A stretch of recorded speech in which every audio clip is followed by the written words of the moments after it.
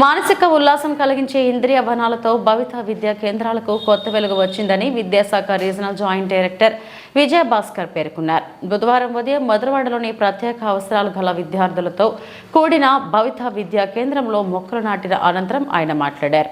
ఇంద్రియ వనాలతో మానసిక వికాసం కలుగుతుందన్నారు. ప్రధానంగా మొక్కలు, పువ్వులు మానసిక వికాసానికి ఉపయోగపడతాయన్నారు. దీనిని దృష్టిలోకి తీసుకొని విశాఖ మహానగరంలో భవిత విద్యా కేంద్రాలలో పూల మొక్కలు, ఔషధ మొక్కలు నాటడం ఆనందదాయకమన్నారు. ఏపీ స్టేట్ ఐడి కోఆర్డినేటర్ సాయిల కల్పన మాట్లాడుతూ పర్యావరణ పరిరక్షణ ప్రతి ఒక్కరి తక్షణ కర్తవ్యమన్నారు. 3 ఏళ్లు పెరిగిన ఒక చెట్టు ఏడాదికి 1 టన్ను ప్రాణవాయువు ఇస్తుందన్నారు. దీనిని దృష్టిలోనికి తీసుకుని ప్రతి ఒక్కరూ కనీసం 10 మొక్కలు నాటి పెంచాలన్నారు. అలా పెంచితే మన శీతోష్ణ స్థితి చల్లబడుతుందన్నారు. అధిక సంఖ్యలో మొక్కలు నాటడానికి పెంచడానికి ప్రతి ఒక్కరూ కృషి చేయాలని కోరారు.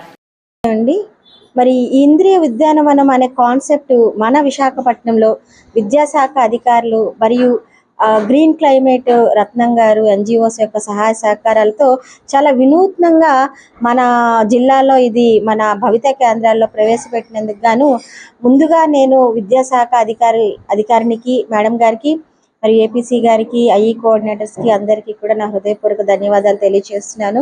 అలాగే దీనికి అన్ని విధాలుగా సహకరిస్తూ మరి ఈ సెన్స్ ఆర్గాన్స్ డెవలప్మెంట్లో ఈ సెన్సరీ గార్డెన్ ఉపయోగపడుతుందని నమ్మి దానికి తగిన విధంగా 5 సెన్స్ ఆర్గాన్స్కి డెవలప్ చేసే విధంగా ఆప్టికల్ కానీ, ఆల్ఫాక్టరీ కానీ, సెన్స్ అండ్ స్కిన్ కానీ, ఇవి by touch, by see, by vision వీటి ద్వారా ఈ 5 సెన్స్ ఆర్గాన్స్ని యాక్టివేట్ చేసే విధంగా అన్ని రకాలటువంటి మొక్కల్ని మరి అందుబాటులోకి తీసుకొచ్చినటువంటి గ్రీన్ క్లైమేట్ వారికి కూడా అభినందనలు. మరి వాళ్ళకి ఈ సభాముఖంగా ఒక చిన్న విజ్ఞప్తి ఏంటంటే మెడిసినల్ ప్లాంట్స్ని కూడా ఇందులో ఇన్కల్కేట్ చేస్తే ఇంకా పిల్లలకి కానీ పెద్దలకి కానీ మరి గ్రామస్తులకు కానీ ఈ మెడిసినల్ ప్లాంట్స్ యొక్క వాల్యూస్ తెలుస్తాయని. ఎందుకంటే మనం అన్నీ కూడా ఇప్పుడు సింథటిక్ మెడిసిన్సే వాడుతున్నాం, దానివల్ల సైడ్ ఎఫెక్ట్స్ వస్తున్నాయి. అదే న్యాచురల్గా సృష్టిలో ఉన్నటువంటి మెడిసినల్స్ దాని వాల్యూస్ తెలిస్తే మరి ఇది ప్రజలకు మరింత ఉపయోగకరంగా ఉంటుందని నేను విజ్ఞప్తి చేస్తున్నాను. మరి ఈ అవకాశం ఇచ్చినటువంటి పెద్దలందరికీ కూడా నా హృదయపూర్వక ధన్యవాదాలు, పిల్లలకి నా ఆశీర్వాదాలు. Thank you. ఈరోజు పర్యావరణ మంత్రోత్సవాల్లో భాగంగా మరి ఉన్నతాధికారులు ఇచ్చినటువంటి ఆదేశాల మేరకు మన వైజాగ్ జిల్లాలో ఈ యొక్క భవిత సెంటర్లో ఇంద్రియ ఉద్యానవనం ఏర్పాటు చేయడం జరిగింది. దీనికి మరి జిల్లా విద్యాశాఖ అధికారి గారు అలాగే ఏపీసీ గారు కూడా హాజరవటం, అలాగే ఈ యొక్క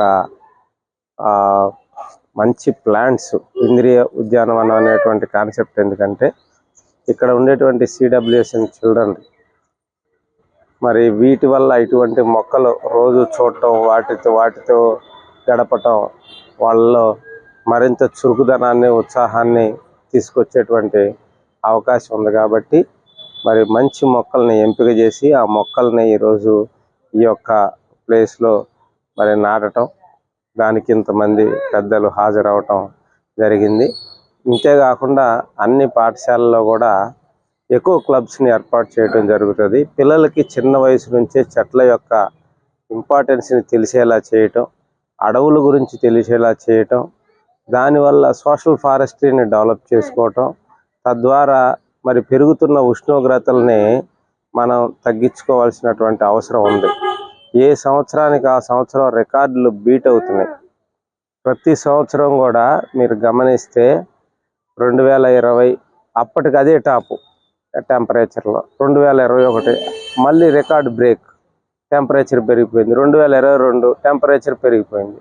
2023 ఇంకా టెంపరేచర్ పెరిగిపోయింది. ఇప్పుడు 2024 వచ్చేసరికి టెంపరేచర్ 50 డిగ్రీల సెంటీగ్రేడ్ దాటిపోయిందంటే ఈ యొక్క సముద్రాల్లో ఉన్నటువంటి మంచు కొండలన్నీ కరిగిపోయినాయి. అంటే సముద్రపు మట్టాలు బాగా పెరిగిపోయి సముద్రానికి దగ్గరగా ఉండేటువంటి సరిహద్దు ప్రాంతాలు, పట్టణాలు అన్నీ కూడా మునిగిపోయేటువంటి పరిస్థితి ఉంది.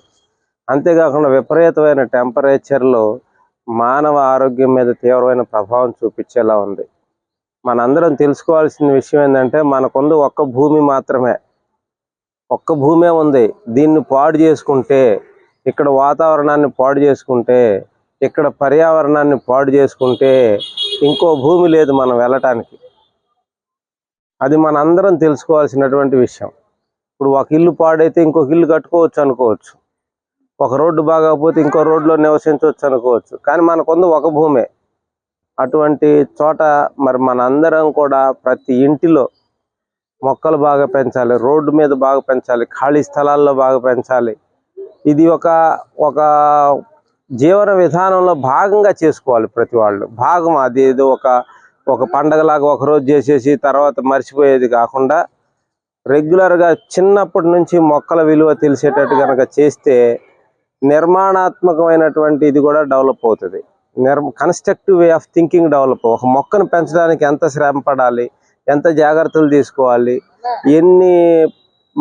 ఎంత మంచిగా దాన్ని పెంచాలనేది వాళ్ళకి తెలిస్తే రేపు పొద్దున జీవితంలో కూడా ఏ వస్తువుని పాడు చేయరు, జీవితంలో కూడా ఏ మనిషిని హర్ట్ చేయరు. మొక్కను హర్ట్ చేయని వాడు మనిషిని కూడా హర్ట్ చేయడు, జంతువులను కూడా హర్ట్ చేయడు. కాబట్టి ఇది ఒక మంచి జీవన విధానం. మనం ఈ పర్యావరణ మంత్రోత్సవాల్లో భాగంగా పిల్లలకి నేర్పేటువంటి గొప్ప అవకాశం, మన భూమిని మనం కాపాడుకునే అవకాశం, మంచి ఆక్సిజన్ని, మంచి నీటిని కలిగి ఉండేటువంటి అవకాశం పిల్లలందరూ కూడా మనం చెప్పే అవకాశం.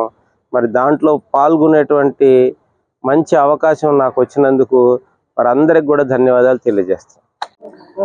ఈ భవిత కేంద్రాల్లోని విద్యార్థులందరికీ కూడా ఈ సెన్సరీ గార్డెన్స్ డెవలప్ చేసి ఆ విద్యార్థులందరూ కూడా బాగా యాక్టివేట్ అయ్యేటట్టు చేయాలనే ఉద్దేశంతోనే ఈ సెన్సరీ గార్డెన్స్ని అనే కాన్సెప్ట్ని తీసుకున్నాం. ఈ కాన్సెప్ట్ తీసుకొని మనకి జిల్లాలోని 11 భవిత కేంద్రాలు ఉన్నాయి. ఈ 11 భవిత కేంద్రాల్లోని కూడా డిఫరెంట్ టైప్స్ ఆఫ్ ప్లాంట్స్ని నాటి విద్యార్థులందరినీ కూడా ఆ సెన్సరీ గార్డెన్లోని తిరిగేటట్టుగా చేసి వాళ్ళు చాలా యాక్టివ్గా తయారవ్వాలనే ఉద్దేశంతో ఈ కాన్సెప్ట్తోని వెళ్తున్నాం. నమస్కారము. మరి ఈ సంవత్సరం మరి ఎన్విరాన్మెంట్లో భాగంగా మన జిల్లాలో 11 మండలాల్లో 11 భవితా సెంటర్లలో మరి ఇంద్రియ ఉద్యానవనాలని చెప్పేసి పర్యావరణ పరిరక్షణ కోసం, అలాగే పిల్లలకి ఎవరైతే ఈ స్పెషల్ నీడ్ చిల్డ్రన్ సంబంధించినటువంటి చిల్డ్రన్ ఎవరైతే ఉన్నారో ఈ ఐఈడి సెంటర్లు అన్నింటిలో కూడా ఈ ఇంద్రియ ఉద్యానవనాన్ని ప్రారంభించడం అనేది జరిగింది. ఇందులో డిఫరెంట్ ఎంజిఓస్ ఆర్గనైజేషన్తో వాళ్ళ యొక్క సపోర్ట్తోన అన్ని రకాల మొక్కల్ని ఈ ఐఈడి సెంటర్స్లోన ప్లాంటేషన్ చేయడము, అలాగే దీని ద్వారా పిల్లలకి అంటే ఐ విజన్ కానివ్వండి, లేకపోతే మెంటల్గా వాళ్ళు చూడగానే ఒక గ్రీనరీ చూడగానే వాళ్ళకి పీస్ఫుల్ మైండ్ అనేది వాళ్ళకి అంటే వాళ్ళు సెటరేట్ అవ్వటానికి కూడా ఉపయోగపడుతుంది. వాళ్ళు ఆ పూలు తర్వాత ఆకులు ఇవన్నీ చూసిన తర్వాత పిల్లలకి మరీ ముఖ్యంగా మెంటల్ గ్రోత్ కూడా ఇంప్రూవ్ కావడానికి అవకాశం ఉంటుందని చెప్పేసి మరి ఎంజిఓస్ సహకారంతో మరి ఈ ప్రోగ్రామ్ని మరి మన జిల్లాలో మరి చేయడం అనేది చాలా ఆనందదాయకంగా ఉంది. దీనికి మరి ఈరోజు స్టేట్ ఐఈడి సెంటర్స్ అబ్జర్వర్గా మరి కల్పన మేడం గారు రావడము, అలాగే గ్రీన్ క్లైమేట్ వాళ్ళు సహకారంతో రత్నం గారు, మళ్ళీ బాబురావు గారు, ఎన్జిసి బాబురావు గారు, అలాగే ఐఈడి కోఆర్డినేటర్ గీత గారు, అలాగే ఏపీసీ సార్ ఆధ్వర్యంలో మరి సార్ ఏపీసీ గారు కూడా దీని మీద స్పెషల్గా మరి ఫోకస్ చేయడము చేసి అందరూ